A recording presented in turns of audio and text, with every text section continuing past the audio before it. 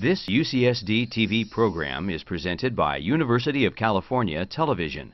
Like what you learn? Help others discover UCTV podcasts by leaving a comment or rating for us in iTunes. Also, make sure to check out and subscribe to our YouTube original channel, UCTV Prime, available only on YouTube. This UCTV podcast is sponsored in part by Audible.com, your destination for the widest selection of digital audiobooks available, including many by guests you've seen on UCTV. Audible.com is offering UCTV viewers a free 30-day trial subscription and one free audiobook download. Just visit audibletrial.com/UCTV to sign up, and thanks.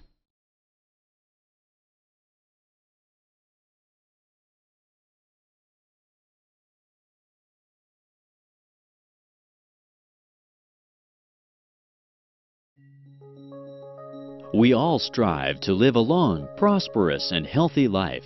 With advances in health and medical sciences, this goal is ever more attainable. The Sam and Rose Stein Institute for Research on Aging is a non-profit organized research unit under the auspices of the University of California at San Diego, committed to advancing lifelong health and independence through research, education, and patient care. To better empower and improve the lives of young and old alike, the Stein Institute presents the following program.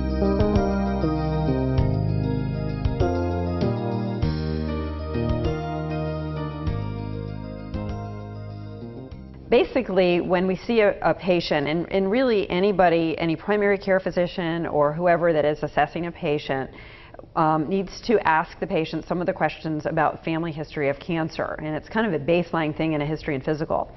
For breast cancer, it's important to understand the genetics, because a lot of patients think that if they don't have a family history, they don't have risk for breast cancer, and that's not really true. But if you do have a family history, knowing the genetics and how they interplay with that is very important. 5 to 10% of breast and ovarian cancers are a result of what's called the BRCA1 and BRCA2 gene mutation. If you have family members that were really young when they had their breast cancer, or you yourself are really young with your breast cancer, then you have a higher risk of having that gene. If you are Ashkenazi Jewish, there is a 2% risk just off the bat that you carry the gene for breast cancer. And if there's a family history together with that, there's up to a 50% risk that you carry a mutation. So the risk of carrying the mutation is the highest if the first-degree relative or yourself are pretty young when the breast cancer developed. There are a lot of other genes out there that can result in breast cancer, and there's just a few that are listed here. The P53 mutation, Li-Fraumeni syndrome, Cowden syndrome.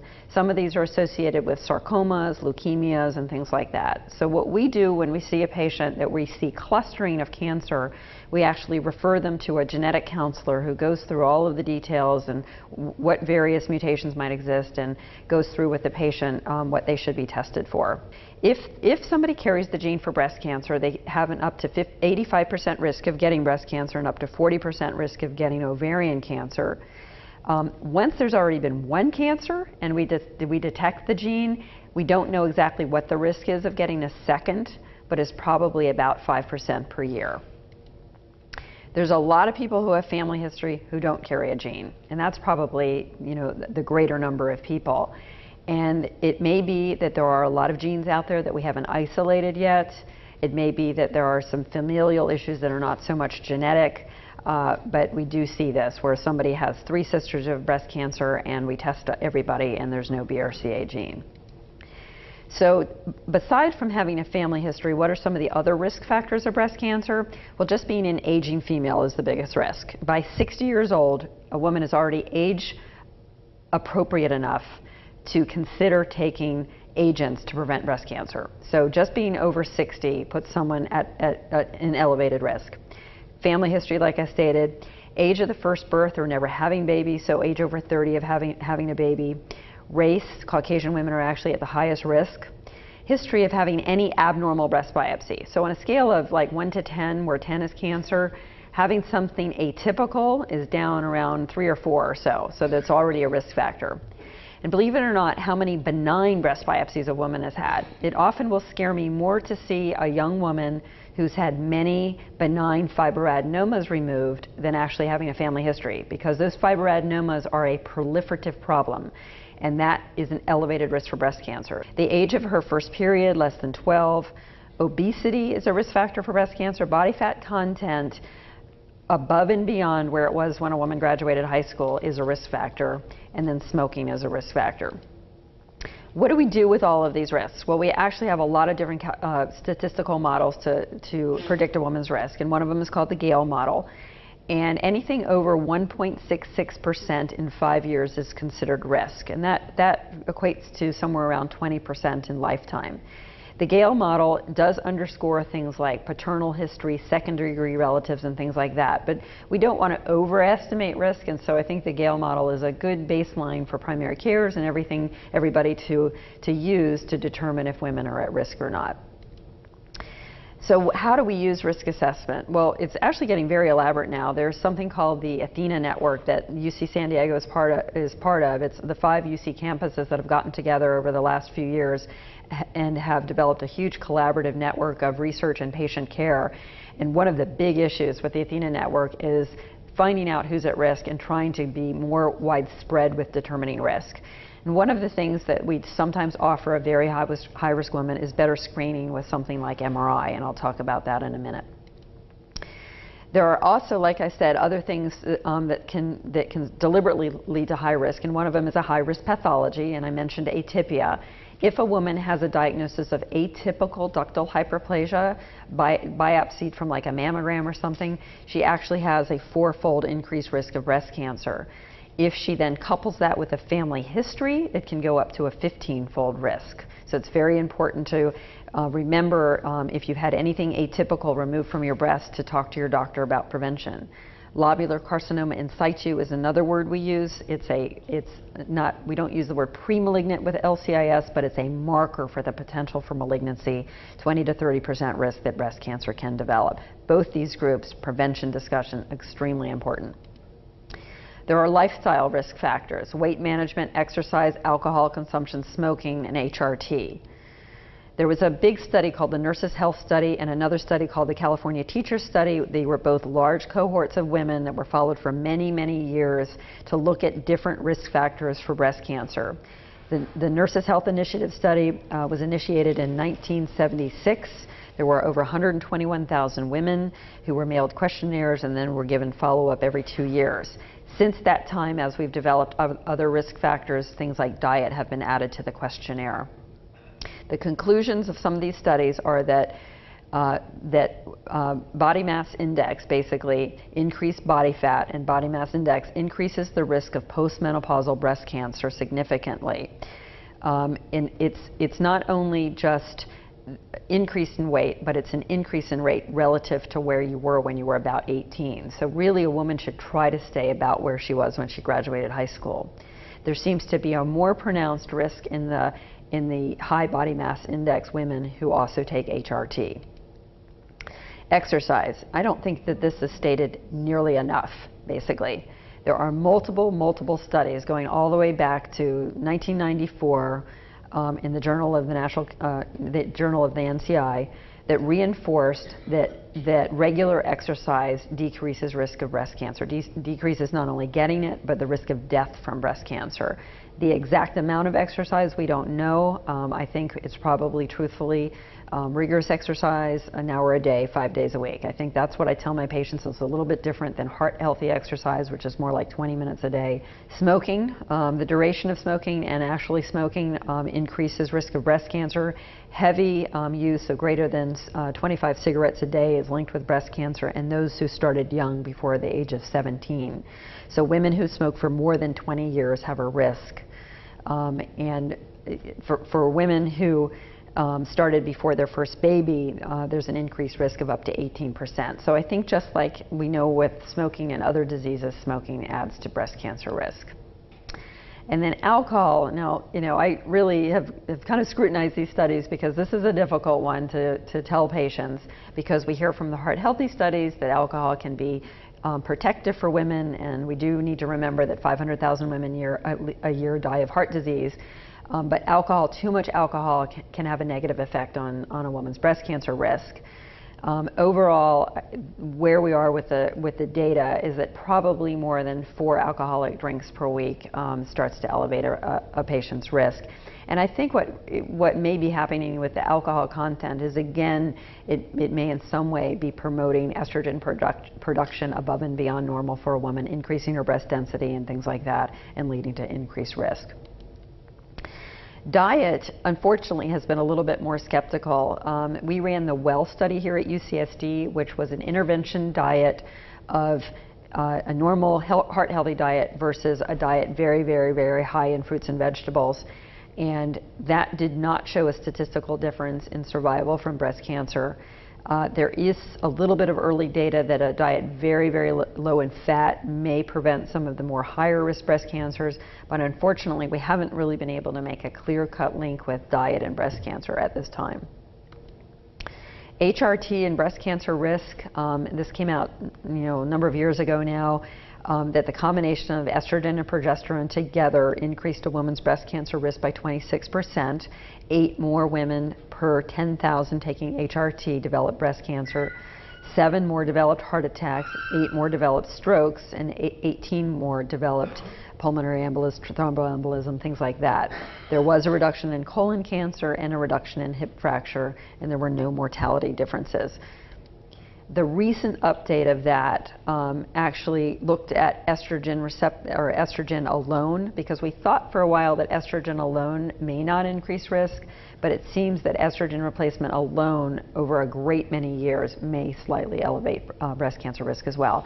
And it kind of makes sense because the estrogen or progesterone are growth promoters. And again, what happens in cancer is abnormal growth, and anything that's promoting growth could potentially promote cancer.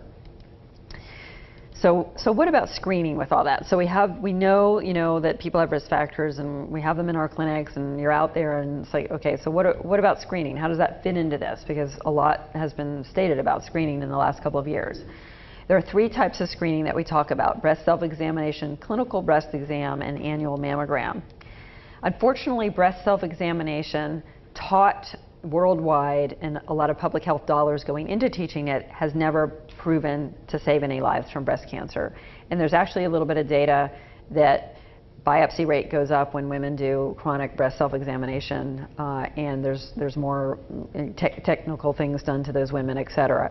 So unfortunately, breast self-examination doesn't seem to increase survival from breast cancer. That being said, I think there's still a happy medium that a woman should know her breasts. She should know what's new and what's not new. But actually going out and teaching people breast self-exam does not seem to make a survival difference.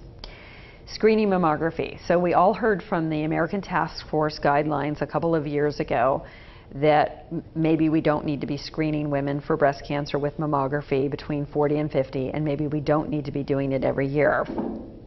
Basically, what mammogram does is look for the difference between the color of a cancer against the color of the density of the breast.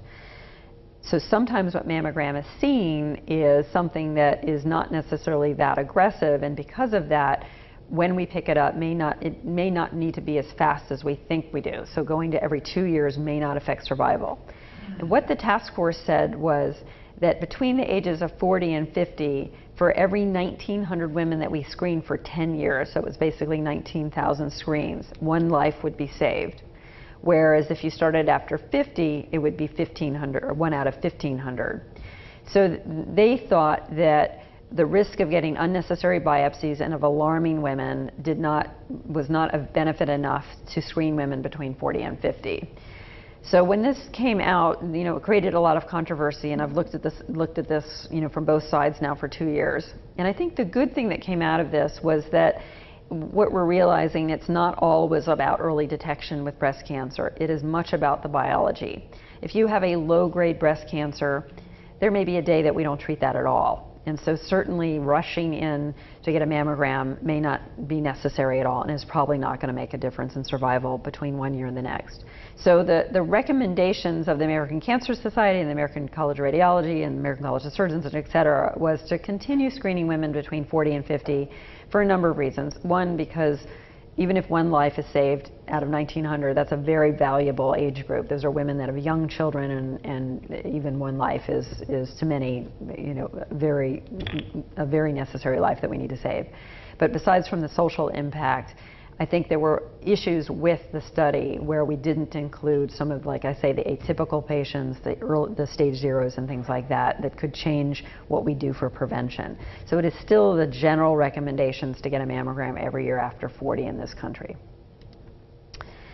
Other studies that went on to kind of examine this a little bit better showed that, like in the Netherlands, they looked at a group of women and they actually found that there was an increased survival in their group from 40 to 49%, or 40 to 49 age group. And they also found that women who did get screening mammography regularly had less aggressive surgery. So if you waited longer to get screening mammography, you were more apt to have a mastectomy than have just a lumpectomy. They also found during this time that women who were treated in a breast center actually had better survival. And so maybe you could forego doing mammograms as often if they were getting really good follow-up or get good attention in a breast center. So you can see that this created a lot of confusion for people on, well, what should I do with my mammogram? So again stated, I think most of us still think after age 40 every year, but women should know it may cause an unnecessary biopsy if you have a mammogram in that age group.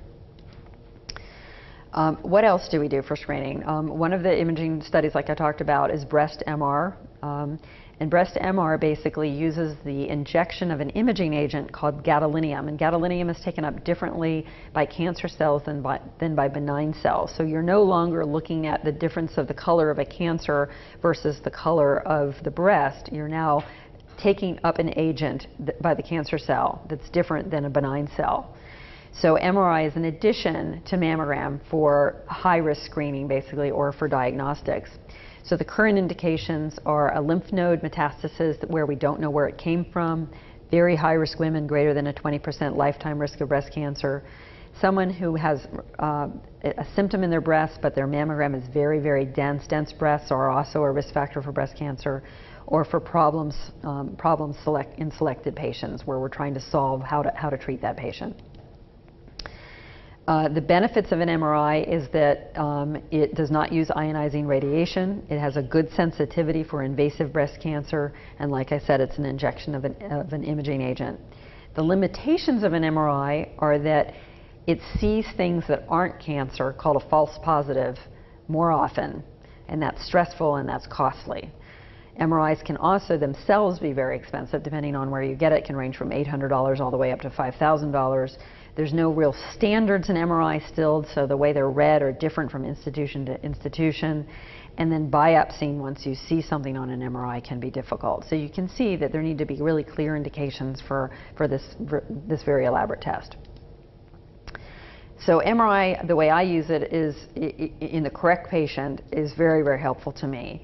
A cancer found by MRI with a negative mammogram. This is an example of a patient with a very, very dense breast pattern. She was very high risk, and so she met the criteria for MRI. And this is an MRI where you can see the little circled thing. It's a fairly significant cancer. It's a couple centimeter cancer that was not seen at all in mammogram. So for the very high risk woman where we're worried that mammogram isn't going to be sufficient for her, an MRI is a good choice. I also use MRI to help me decide how much surgery to do, and I always use this kind of classic example. This woman came in with 1 centimeter tumor on her mammogram and ultrasound, but very dense breasts. I wasn't sure that mammogram was seeing the whole scope of things, ordered an MRI, and she had this grapevine of tumors going up the entire lateral aspect of her breast. And we were actually able to plan the correct surgery for her. We took the whole massive tumor out via a breast reduction, basically. She got a very nice cosmetic result and clear margins. And what would have happened before MR is we would have gotten a positive margin, we would have gone back, another positive margin, we would have gone back. She would have had 3 surgeries with positive margins until we figured out that there's too much there. MRI can be very useful for the high-risk patient. All BRCA patients, because of their 85% risk, should have an MRI yearly. Atypical ductal hyperplasia patients should have it on diagnosis and then a consideration of follow-up MRI in the future. The same with lobular carcinoma in situ. Patients with 2 first-degree young relatives should at least have a baseline MRI, and then depending on their breast density should consider it yearly. And then patients with a strong family history of breast cancer who also have implants, because implants, minimize how much breast tissue you can see. So if there's a lot of risk, then an MRI should be considered. If a patient does not have other elevated risk, then an MRI is not necessary just with implants. This is an example of diffuse enhancement surrounding an implant. There was nothing at all seen on her mammogram, and she had 17 centimeters of high-grade stage 0 breast cancer. Also, I always kind of slide the slide in before I talk a little bit more about MRI. Cosmetic implant issues. Whenever we're addressing a cosmetic implant issue, we always want to image them first, and there are issues that I will then follow up with MRI. A patient who has capsular contracture like this woman has, she has saline implants under her breast causing contracture, causing compression. She came to us for correction. And I ended up MRIing her because of some family history and finding a little abnormality that we were able to take out, and then replacing her implants under the muscle and doing a breast lift. So I kind of used the imaging along with my cosmetic decisions for her. This is a patient who came to me again for a cosmetic breast implant issue, had a couple little tiny calcifications on her breast. Turned out they were ductal carcinoma in situ. Wasn't sure that was all I was seeing, and then MRI shows a big rim of ductal carcinoma in situ around the implant. What else do we use for diagnostic tests? Well, I could go on and on about the type of tests there are. There's another test called breast-specific gamma imaging. There is PET mammogram. There's all kinds of different tests of the breast. I just put one more in here that I do use for nipple discharge, and this is called ductoscopy. Ductoscopy is actually a tiny little scope, 0.9 millimeter, that goes into the breast, and I use this for people with nipple discharge, basically. This is what the inside of a normal breast looks like. It actually looks like a colonoscopy. It's a little duct, just a normal little duct. You can put the scope all the way down and you can take a look at it. And then this next picture is what is called an intraductal papilloma, which is a high-risk lesion, basically, that can be associated with breast cancer. You can see the little flowery thing inside the duct, and the duct is blue because right beforehand I sent her to mammography to see if they could see it, and we injected it with blue dye. But what's nice about these is it really defines the anatomy. You can see where we're going, that we can actually see the anatomy, the ducts of the breast, and eventually we may be able to use this technology to actually intervene and prevent breast cancer with certain drugs. So what can we do for prevention, basically? There are 2 types of prevention. One is called chemoprevention, and then the other is surgical prevention. Chemoprevention basically means giving drugs, and chemoprevention was based on 2 large trials, basically. The first one is called the P1 trial, and it was the brainchild of the NSABP, which is the National Surgical Adjunct Breast and Bowel Project, and they have been around since the 60s conducting breast cancer trials. And then the follow-up trial to that was the STAR trial. The P1 trial was done in the 90s and basically looked at 13,000 high-risk women, and you were defined as high risk if you were greater than 60, if you had lobular carcinoma in situ, or if you met the Gale model of more than 1.66% in 5 years. Tamoxifen is a drug. It's a selective estrogen receptor modulator. It basically changes the way the various organs in the body respond to estrogen. And in the breast, it downregulates the breast. Actually, in the bones, it upregulates. It actually helps for osteoporosis. And the bad thing about tamoxifen is it actually stimulates the blood vessels and can slightly lead to increased risk of clotting, like PEs and things. So tamoxifen is a drug that's been around in breast cancer for years, and we knew based on old studies that we used to see less breast cancer in the opposite breast when we used it. So this drug was chosen for the prevention study, and it was a placebo-controlled because we never knew whether or not there was a drug that could prevent breast cancer. At the end of the trial, there was a 49% reduction across the board in the development of breast cancer. And what was really striking, I've talked to you about that high-risk group, the people with atypia, the people who were kind of down the scale like 3 or 4. There was actually an 86% reduction in their breast cancer. So that's where we really want to find people. So that woman between 40 and 50 who on her mammogram has abnormal calcifications that turn out to be atypia, if I can intervene then with tamoxifen and give her an 86% risk reduction, then I've really affected her health care. The reduction was in estrogen receptor positive patients, which makes sense because it's blocking the way the estrogen functions in the breast. There were complications, like I say, stroke, DVT, and in women over 50, it stimulates the uterus, and so a slight increased risk of uterine cancer.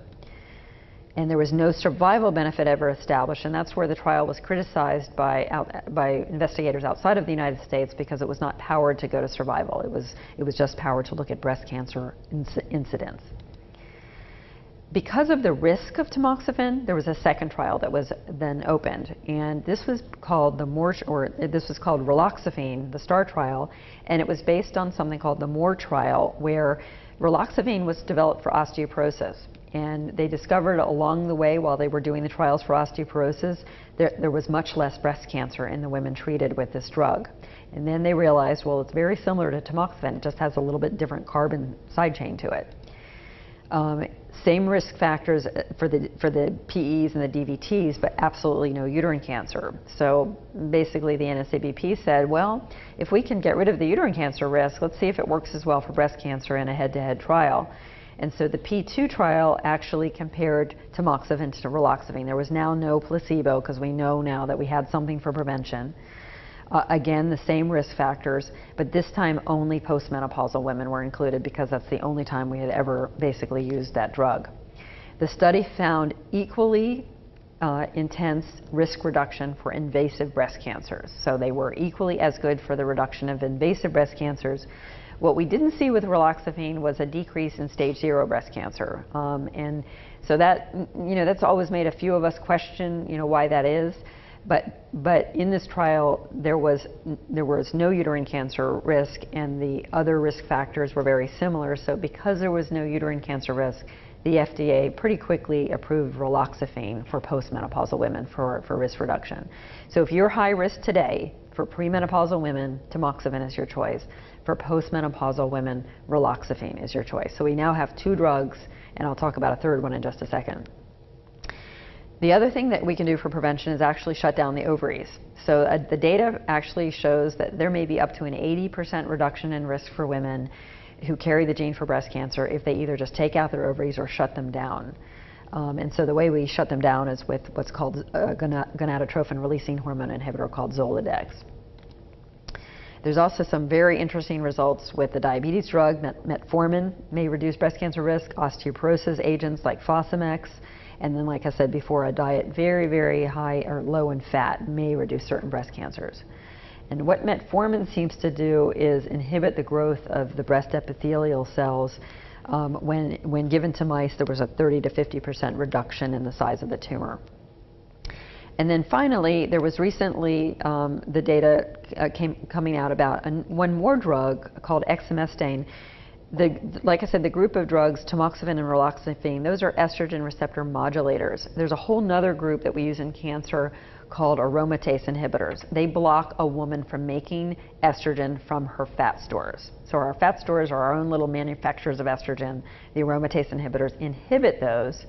And this study, again, took the same high-risk population and found that there was a significant decrease in breast cancer development, down by 65% or so. And so it was statistically significant over placebo. The trouble with these drugs, they have no horrible risks. They don't cause DVTs and they don't cause cancer. But this class of drugs, because it blocks every bit of estrogen a woman is making, can lead to osteoporosis, osteopenia, joint pain, hair loss, things that are very nagging and annoying for women. So it's a little bit harder for me to suggest this group of drugs because I don't want to affect a woman's day-to-day functioning. But it is, for someone who's very, very high risk, it is something to consider. And then finally, surgical prevention, because we talked all about chemo prevention. The bottom line is surgical prevention does prevent breast cancer. by between 90 and 98%. That's about as much breast as you can remove. There's always going to be a few cells left behind. The breast goes all the way up to the clavicle, all the way over to the back here, all the way down to the fold, and all the way over to the sternum. So there's a lot more than just what you see in a breast. And the real data from prevention goes all the way back to a Mayo Clinic study. And basically what they did is they did a retrospective study where they looked at two groups of women. They looked at very high-risk women, and then they looked at moderate risk women. And the high-risk women, they compared to their sisters and mothers that didn't get mastectomies. And the moderate risk, they compared to what the Gale model would have predicted they would get from breast cancer. Of the high-risk women, there was an 89.5% reduction in the group that had mastectomies compared to the control group. And then in the moderate risk, there was a greater than 90% risk reduction in the sisters and whatnot group. So overall, there was a over 90% risk reduction for bilateral mastectomy. So everybody was very excited about that. Until recently, when the JAMA came out, and we all kind of suspected this, in 2010, JAMA came out and looked at survival from bilateral mastectomy. So we know that we can prevent breast cancer by removing the breast, but do we actually prevent breast cancer death? And the bottom line is that in the BRCA1 and 2 patients, removing the breasts does prevent breast cancer, but does not prevent death from breast cancer. So what does that tell us? It tells us that we're either screening really well that group, and so we're catching the breast cancer so early that they're not dying of it, or that group of women, if they have their mastectomies and they're still in that 10% that get breast cancer, that breast cancer can be very virulent. So when people are making these decisions, it's beneficial to not have to go through breast cancer, not have to go through treatment, but it's also beneficial to know that, are you really affecting survival? What was interesting in this study, though, is that removing the ovaries actually at a younger age, like before age 40, actually did prevent breast cancer death. And so that's very interesting. That gets back to what I said about preventing breast cancer with taking the ovaries out. When we do mastectomies, the whole look of a mastectomy has changed. We have the traditional mastectomy, the skin sparing, and now the nipple sparing. And now things get a little bit more interesting because we get into some of our pictures. This is what a traditional mastectomy looks like, and we still have to do this sometimes if we have a big breast cancer, or if we have a patient that is going to need to get radiation or something like that. This is the way it may look. A skin sparing mastectomy is where we take the nipple, but we leave all the skin behind. And this is a woman who had a skin sparing mastectomy and then had reconstruction from the abdominal tissue called a tram flap. And now the nipple sparing mastectomies, where we're making an incision somewhere around the nipple, but we're actually not taking the nipple, we're taking all the ducts from the nipple and leaving the entire skin envelope. So we're migrating towards these women starting to look like they've just almost had a breast augmentation and not had a mastectomy. So this is what a mastectomy looks like now. This woman actually had an implant already, and we did a mastectomy with it. There's no skin. And this is back such a big change from like the radical Halstedian days when we took, a big, huge skin paddle and the woman then had a skin graft. So we've really evolved. So how I do it is, it's important when doing a mastectomy to be very thorough with it. We are tending, for cosmetic reasons, to leave more and more tissue behind, and we have to be careful with that, because if we leave tissue behind, then that can lead to recurrence. The way I do it is actually skin the nipple off the breast and actually invert the nipple. What you're looking at there is actually the nipple on my finger. See if I can point to this here. So that's the nipple inverted, and actually excise the inside of the ducts so that all of them come out, and those go separately to pathology to make sure that they don't have any disease in them. And then we reconstruct with either implants or expanders. And I show this picture because the bottom picture is her tissue expanders right here, and you can see because no skin is taken and there's all this extra skin, it kind of moves all over the place when we first put the tissue expanders in, and then when we go back to put the permanent implants, we can readjust everything. So we can at some point almost make them a little bit better than they started if they started with breasts that are droopy or whatnot. And these are just some additional pictures. This is the same woman a few more months post-op. And then because we're leaving the nipple, we do have problems sometimes the nipple going a little haywire. It'll sometimes turn to the side and things like that. So we're still kind of evolving, you know, our technique with these. And this is a BRCA patient who chose to have her breasts removed for her very high risk. And so for these particular women, our young BRCA patients, we really want to remove all of the tissue adequately as much as possible, but then get them back to something that's very livable for them so that they don't feel deformed. And this is another young BRCA patient, same kind of situation. So we're putting, sometimes we'll do the incision under the breast, sometimes we'll do it on top, depending on kind of their anatomy and what has to happen. And then this patient had a triple negative breast cancer, and because the estrogen receptor negative breast cancers, they don't provide us with a target to prevent another breast cancer. So often our young women with very high risk breast cancers will choose bilateral mastectomies because they don't have any way to prevent yet another one from coming. So. And then we also do these procedures in patients who need to get radiated. So we will leave the nipple behind now, even if someone needs to get radiated. So we're being very liberal now with leaving the nipple as long as the surgery is done properly. So I'm going to give two examples of our decision making in these high-risk women. The first one is a 23-year-old who tested positive for BRCA2. Her mother and grandmother had prophylactic mastectomies by some very astute surgeons years ago, 20 years ago. Her 32-year-old aunt had already died of breast cancer, and her 28-year-old cousin was just diagnosed with breast cancer.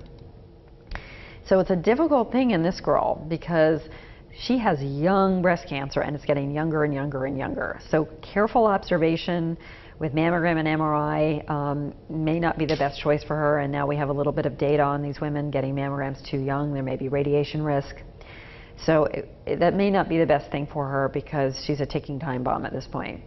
We're not going to take her ovaries out at 23, 24. The earliest that we really like to do that is about 35 because of all of the other risk factors that go with removing all the hormones at that age. Tamoxifen, all the data on tamoxifen doesn't really traditionally go down that young. And so in her particular case, bilateral mastectomies made sense. And this was like over 10 years ago, and you can actually see the scars. We weren't doing nipple sparing 10 years ago. And the scars are much longer and the shape is a little bit different because of it. But you know, one of the best compliments that she gave me after this was all over is, I don't think about breast cancer anymore, because she thought about it her whole life growing up. The other example is a 50-year-old who had breast cancer 10 years ago, chose lumpectomy and radiation. She then did tamoxifen and she did chemotherapy, and she was recently diagnosed with BRCA, and she had her ovaries out because she has ovarian cancer risk with the BRCA. So somebody told her, you have to take your breasts off, and she actually was upset by that, and she was appropriately upset by that because she does not fit into that same category. She already reduced her risk with tamoxifen. She reduced her risk on the one side that had cancer by having the lumpectomy and radiation. She's already a little older, and so maybe it's overkill at this point to have to do something like a bilateral mastectomies on her, and maybe we should just follow her with MRI, and so that's what she chose to do. So it is not cookie cutter medicine. Nothing should be cookie cutter medicine, but particularly breast shouldn't be. There are algorithms that we follow, but each person is an individual, and what we do is we sit down and we go over their risks, we go over their statistics, and they make decisions from there. All in all, the future in preventing all of this is going to be manipulating the genome. I'm hoping someday that we don't have any more breast cancer. I'm a plastic surgeon and would be happy doing tummy tucks instead of taking care of breast cancer patients. So hopefully it won't have to be as radical as it has been. All right, so moving on to the treatment of breast cancer. What are some of the new avenues of management of cancer? Lymph node surgery is evolving, changes in radiation, changes what we call neoadjuvant therapy. Neoadjuvant therapy means giving drugs before we even operate, and then a bigger and bigger use of the biologic agents. So the first thing is lymph nodes. When I first went into practice years ago, that was the most dreaded thing that everybody talked about in breast cancer. They were like, am I going to get a swollen arm? My grandmother had a huge arm. So in the mid-90s, the technique of sentinel node biopsy came about for breast cancer. It was something that was actually worked on in melanoma many years before that, and described in the lymphatic pathways many, many years before that. So basically what the sentinel node is the first lymph node that drains a tumor basin, and it can be any kind of tumor. And we find that sentinel node by injecting right near the tumor with two different agents. One is an imaging agent, and currently we're using technetium sulfur colloid. We completed the development, the development, and the large-scale clinical trials of a new imaging agent that actually is with the FDA right now for sentinel node detection. But currently what we're using is technetium sulfur colloid. And a picture is taken to see where that lymph node is. And then in the operating room, we use a blue dye that we inject so that we can actually see a blue lymph node. It's easier to detect. So this is the tumor here, and then the imaging agent is taken up by the sentinel node. Now currently, it doesn't mean that this is positive. It just means this is the first lymph node that drains the tumor. Then in the operating room, we inject the blue dye, and we open up and we find the blue hot lymph node. We have a little gamma counter that we find it. Up until 2 years ago, if that lymph node was positive, we sent it right to pathology. If it was positive, we took the rest of the nodes around it, and that was about 20 lymph nodes that we took with a arm swelling rate of about 10%. But that only meant about 25% of women had to have all their nodes taken. That meant 75% didn't, because if you were negative, based on a lot of trials that were run in the 90s, there was no reason to take any more lymph nodes. Now, 2 years ago, there was a landmark study that changed basically the way surgical oncology of the breast is done, and that was called the Z11 trial.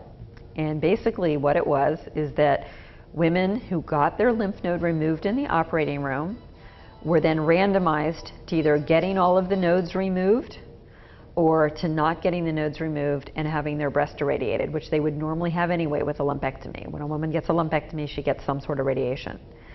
And it was first powered at 1,900 patients, and it never got to 1,900 patients. It only got to 891. Everybody thought the trial would be dead and all that.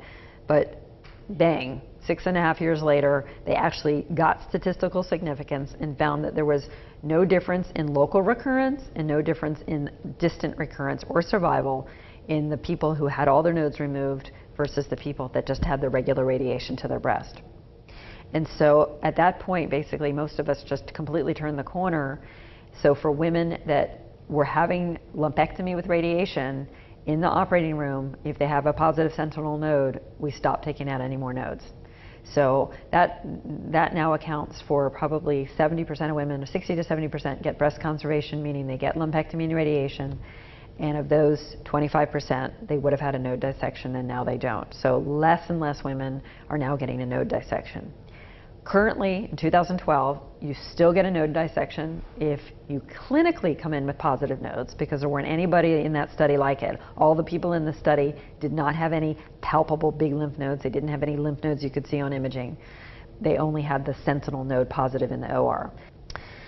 So what are our options when a patient does need surgery? Breast conservation versus mastectomy, basically. And breast conservation means removing the lump of cancer and with a clear margin around it, and then doing some sort of radiation to the breast.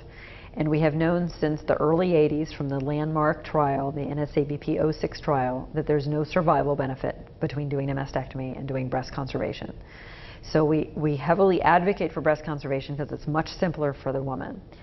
I will tell you there's a tendency for women to want mastectomies still, and so once we've gone through the statistics and the survival and the risks and the benefits and all of that, many women still will choose a mastectomy for their own personal reasons. Some of them want to avoid radiation, some of them want to lower their risk of getting a new one as much as they can. But for the majority of women, we try to encourage breast conservation because it is a simpler form of treatment for them. The issue of radiation has changed quite a lot. Traditionally, radiation meant 6 weeks to the whole breast. There are now other forms of radiation that are less than that, and one of those is called partial breast radiation. And the scientific rationale between only radiating part of the breast versus the whole breast is that if you looked at women who got their whole breast radiated with breast cancer, the only thing that radiation prevented was nearby recurrences. It did not prevent what we call elsewhere failures, which were failures somewhere distant from the original breast cancer. So everybody started asking the question, then why are we radiating the whole breast if it's not preventing another breast cancer away from the lumpectomy?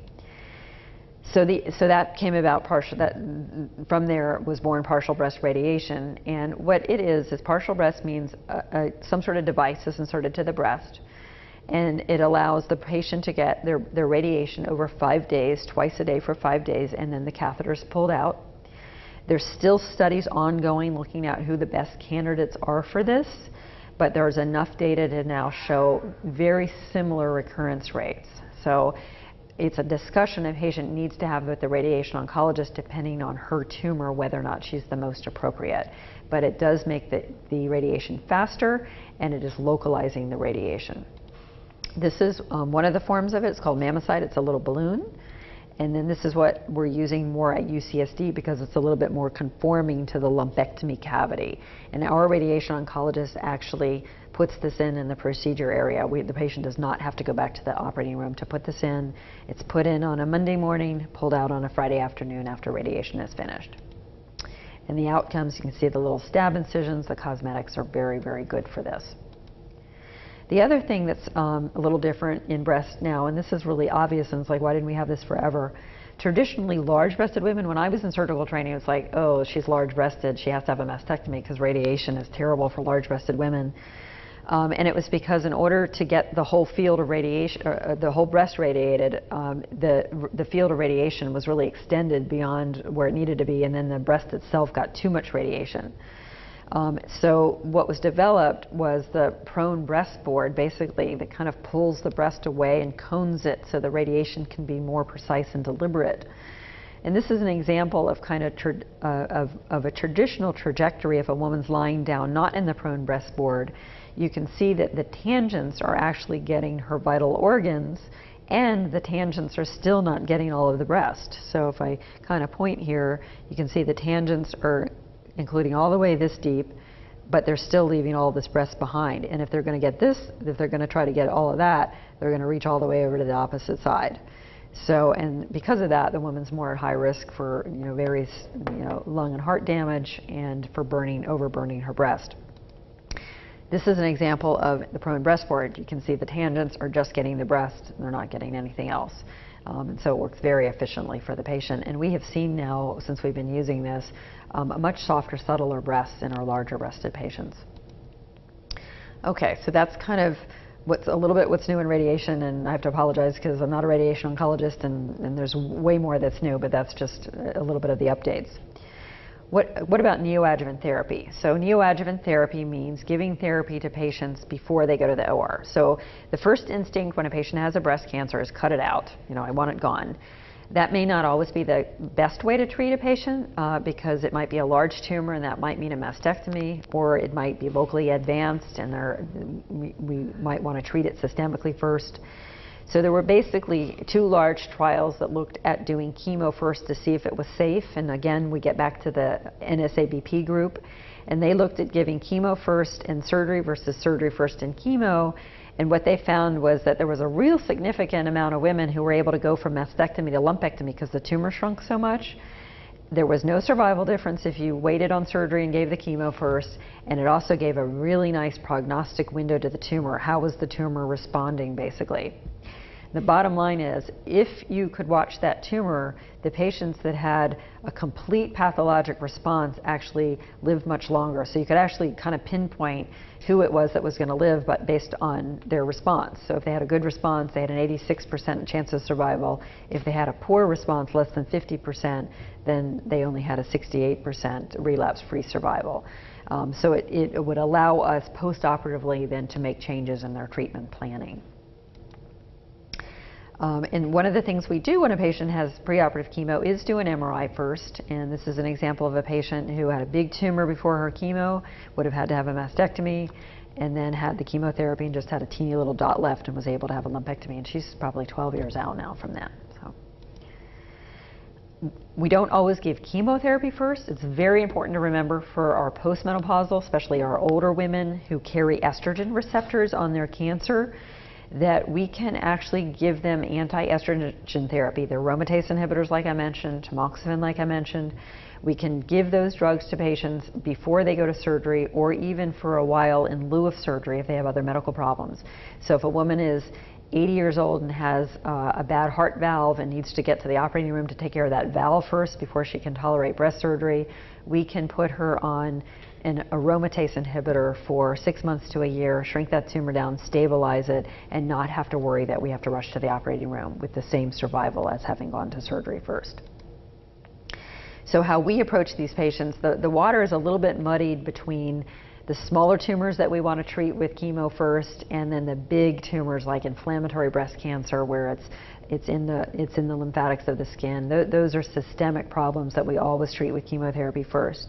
So we consider anybody who has greater than a 2-centimeter tumor in a smaller breast, or a bigger tumor than that, we consider them for neoadjuvant therapy. We give them the option to, okay, we can make it smaller first, we can treat it first if they want to.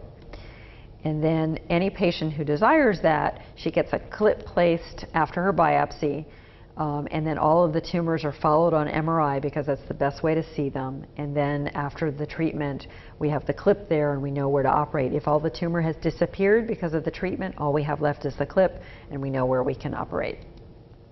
We also have at UCSD, and I have to give a real shout out to this, we have something called the I-SPY trial. And the I-SPY trial is a trial that was the brainchild of Laura Esserman up at UCSF.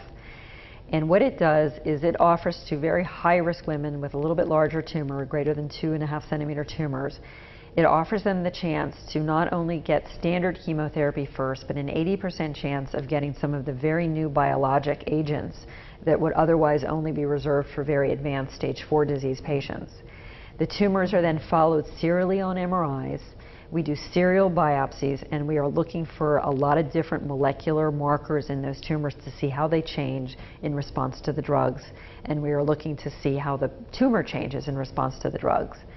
The really interesting thing about this trial is it's a collaboration of industry, Safeway Vons, the NIH, getting in and out drugs very quickly. So a patient may have a triple-negative breast cancer and get an innovative PARP inhibitor. And we may find that that one doesn't work very well on 10 patients.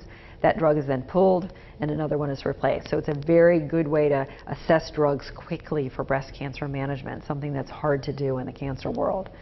So this is a very popular study right now. 20 centers across the United States are on it. We're the only one in San Diego, and people who are eager to get some of the new biologic agents and eager to find out more targeted information about their cancer are coming to us for this. What are some of these biologics? So I mentioned the PARP inhibitor. Basically, PARP is an enzyme which repairs DNA damage, usually in very immature cells. So it's expressed in the very young, basically. It is then usually a quiescent enzyme. It's usually not expressed anymore. For some reason, in certain cancers, like the triple-negative cancers that don't have estrogen receptors, in the cancers for the BRCA patients, for some reason that enzyme is re-expressed, allowing the cancer cell to repair itself. So we think that may be one mechanism why these cancers are a little resistant to chemotherapy. So the PARP inhibitors are a new class of drugs that help to inhibit this enzyme. And so we've been very excited over the last couple of years about this potential in the triple-negative patients and in some of the other high-risk patients. And this is one of the agents that is in the I-SPY trial. If the patient does not get it in a clinical trial like I-SPY, it is only then available to her once she's metastatic. So obviously we would rather see a patient get this before she's metastatic. And so that's why another good reason why something like a clinical trial where it's available is so advantageous to the patient. HER2/neu, these are really now technical words. HER2/neu is an oncogene on 30% of cancer cells. And we found out from a large clinical trial over a decade ago that if you took a monoclonal antibody against that oncogene called Herceptin, that the death rate from breast cancer drastically dropped in that patient population. It was remarkable. The patients who were on the study that got the drug lived. The patients who were on the study that didn't get the drug, many of them died. The trouble with Herceptin is it doesn't go to the brain, it doesn't go into the spinal column. And so there are some additional drugs that are being worked on. Neratinib is one of them, Lapapnib another. Again, very difficult names that are hard to pronounce, and I don't know why the biologics have to have such difficult names.